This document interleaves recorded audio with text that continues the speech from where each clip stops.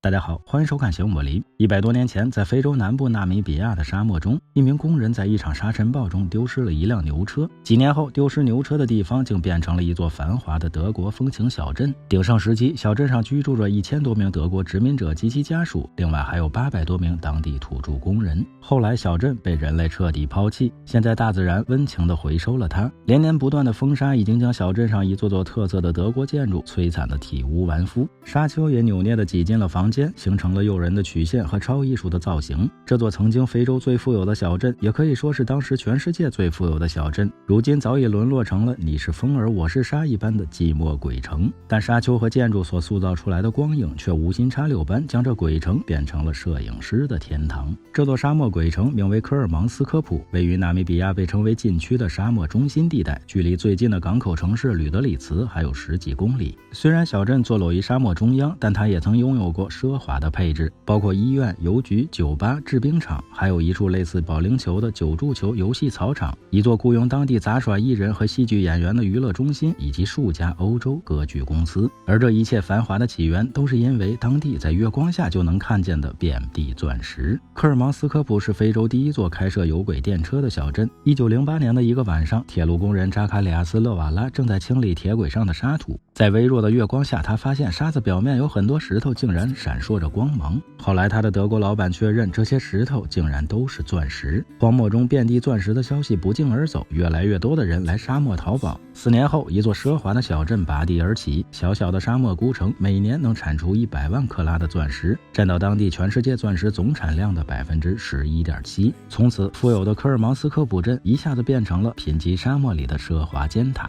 所有的饮用水都是由火车从外地运来，小镇医院也装备了非洲第一台 X 光机，其目的就是为了随时照一照钻石工人，看看他们是否在工作中吞下了钻石。小镇最初的探矿者只在沙漠上捡钻石就能一夜暴富，但德国政府不会轻易放过这些财富和暴发户，于是采取严厉措施，将小镇及其周围大片区域设为禁区，并将钻石探矿权授予一家总部位于柏林的公司，而当地的许多原住民都被赶走或被征为矿工。但任何自然资源都有枯竭的一天，终于小镇75平方公里禁区内的钻石被淘光了。1956年，小镇被彻底抛弃，从此被大自然回收了。2002年，一家名为鬼镇之旅的当地私人公司被授予了独家经营鬼镇旅游业的权利，越来越多的游客和摄影师得以进入禁区，探索这片流沙覆盖的废墟。如今每年约有3.5万名游客到访鬼城，如果你也想去的话，先办好许可证，建议在日出之前到达，也许这样会拍摄出更加美妙的照片。现在的科尔芒斯科普鬼城经常会出现在南非的电视剧和电影中，据官方透露，鬼城中的建筑终究赶不过风沙，或许撑不了多久，鬼城就会消亡于沙漠之中。所以如果你想去的话，一定要抓紧哦。来次旅行长一点姿势，有什么问题请留言，欢迎转发点个赞。最后别忘了下期内容更精彩，我们形影不离。